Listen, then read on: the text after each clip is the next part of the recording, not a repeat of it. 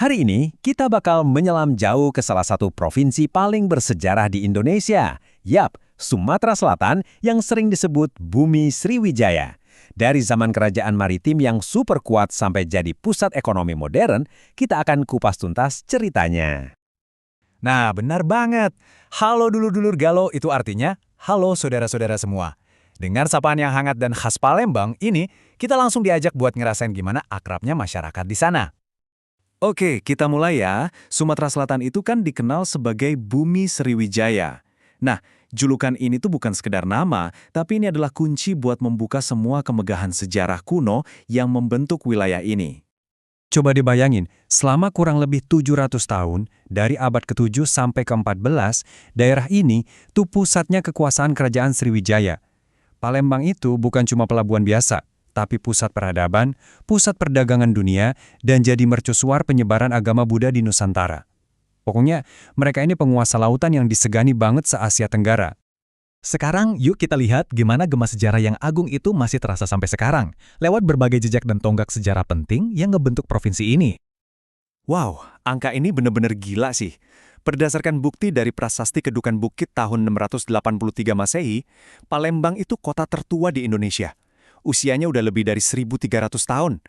Ini bukan sekedar angka loh, ini tuh bukti kalau peradaban di sini tuh udah berakar dalam banget, jauh sebelum banyak kota lain di Indonesia ada. Garis waktu ini nunjukin evolusi yang luar biasa. Dari era keemasan Sriwijaya yang menguasai lautan, terus pindah ke era Kesultanan Palembang yang penuh intrik, lalu lompat ke zaman modern dengan jembatan Ampera yang ikonik itu, sampai akhirnya bisa berdiri di panggung dunia jadi tuan rumah Asian Games 2018. Setiap titik ini tuh satu babak penting yang membentuk Sumatera Selatan yang kita kenal sekarang. Ngomongin jembatan Ampera, ini tuh lebih dari sekedar ikon. Awalnya namanya Jembatan Bung Karno. Jembatan ini adalah hadiah dari presiden pertama kita yang benar-benar mengubah wajah Palembang. Dengan nyambungin seberang ilir dan ulu, jembatan ini nggak cuma menyatukan daratan, tapi juga menyatukan roda ekonomi dan jadi simbol kemajuan bangsa di masanya. Keren banget! Oke, dari sejarah yang megah, kita pindah ke sesuatu yang nggak kalah hebat dan bisa kita rasain langsung, apalagi kalau bukan warisan kulinernya. Dan kita mulai dari sang primadona. Siapa coba yang nggak kenal pempek?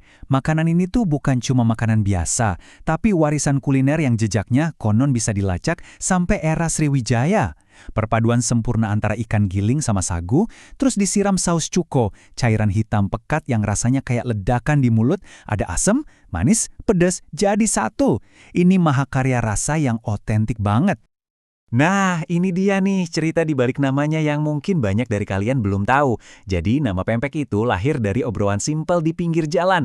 Dulu, makanan ini namanya kelesan. Terus, sekitar tahun 1916, ada pedagang-pedagang Tionghoa yang udah sepuh, yang biasa dipanggil apek atau empek, mulai jualan keliling. Nah, para pembeli manggilnya pek, empek. Lama-lama, panggilan buat penjualnya malah nempel jadi nama makanannya. Unik banget kan? Cerita rakyat yang hangat banget. Tapi petualangan rasa di sini nggak berhenti di pempek aja loh. Ada tekwan dengan kuah kaldu udangnya yang bening seger, ada laksan yang kuah santannya kental dan kaya rempah. Buat yang suka tantangan, ada tempoyak dari durian fermentasi dan pindang patin yang kuah asam pedasnya bikin nagih. Wah, ini baru secuil dari surga kuliner Sumatera Selatan.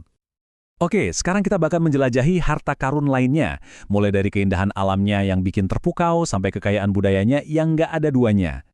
Di sini kita disuguhi dua mahakarya alam yang luar biasa. Ada Gunung Dempo di pagar alam, puncaknya yang gagah itu dikelilingi hamparan kebun teh hijau peninggalan Belanda. Pemandangannya adem banget.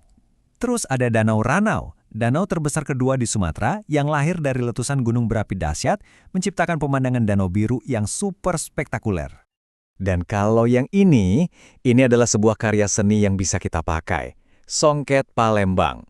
Ini kain mewah yang ditenun dengan tangan pakai helai-helai benang emas atau perak.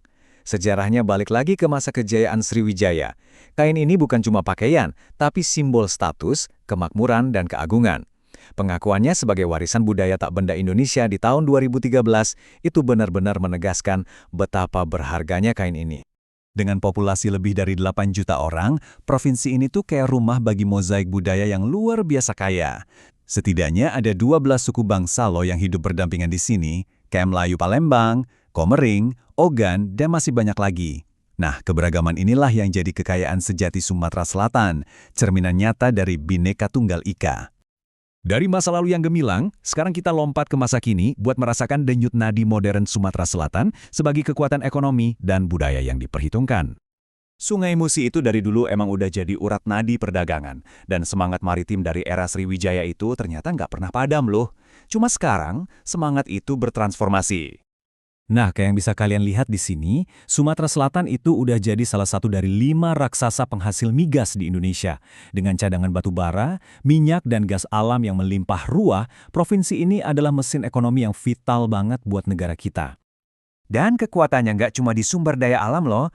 Waktu jadi tuan rumah bersama Asian Games 2018, Sumatera Selatan itu ngebuktiin kapasitasnya di panggung dunia. Warisan dari acara itu, kayak komplek olahraga kelas dunia Jakabaring Sports City, jadi bukti nyata dari dinamisme dan visi modern provinsi ini. Jadi, ini nih intinya. Kita udah lihat perjalanannya dari sebuah kerajaan maritim yang mendunia sampai jadi pusat ekonomi modern. Pertanyaannya sekarang, dengan semua warisan dan potensi yang ada, kira-kira babak selanjutnya apa ya yang bakal ditulis oleh Bumi Sriwijaya? Nah, gimana menurut kalian perjalanan kita kali ini? Kasih like ya kalau kalian suka dengan ulasan ini, atau dislike kalau nggak suka.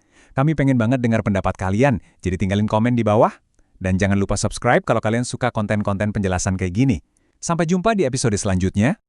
Oh iya, dan khusus buat semua dulur-dulur Galo dari Sumatera Selatan yang lagi nonton, kami pengen tahu nih kalian dari mana aja. Coba dong tulis nama kota atau kabupaten kalian di kolom komentar ya. Kami tunggu.